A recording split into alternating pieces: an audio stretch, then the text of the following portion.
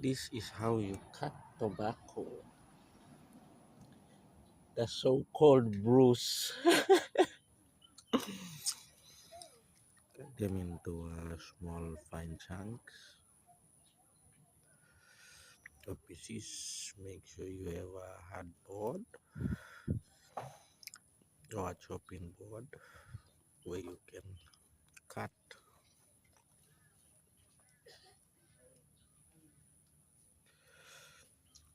After they are down, cut down to